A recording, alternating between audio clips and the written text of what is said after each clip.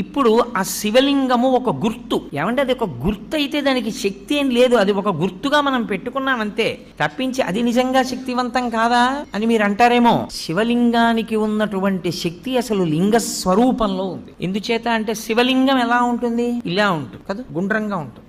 ఇప్పుడు ఇలా గుండ్రంగా ఉంది అని నేను అన్నాను అనుకోండి, శివలింగం ఇంత ఉంది, ఇంతదైతే అప్పుడు అందులోకి పట్టేవి ఇంకొంచెం పెరిగాయా? ఈ గది అంతా అన్నాను అనుకోండి, అప్పుడు ఈ గదిలో అన్ని అందులోకి పట్టేశాయా? ఆంధ్రదేశం అంతా అని తిప్పాను అనుకోండి, ఆంధ్రదేశం అంతా అందులో ఉందా? అలానే తిప్పుతూ ఈ బ్రహ్మాండం అంతా అన్నాను అనుకోండి, ఇప్పుడు ఈ బ్రహ్మాండం అంతా ఎందులో ఉంది? అందులోనే ఉంది. అంతా ఎందులో ఉందో అది లింగం, అంతా ఎందులో పెరుగుతోందో, అంతా ఎందులోకి కలిసిపోతోందో అది లింగం. ఇప్పుడు పరమేశ్వరుణ్ణి యథార్థముగా సూచించుటకు గుర్తు శివలింగము. కాబట్టి కంటితో కనపడినది కాదు, ఇది సర్వవ్యాపకమైతే ఇది చుట్టుకుంటే నిజానికి దీనిలో ఈ బ్రహ్మాండమంతా ఉన్నది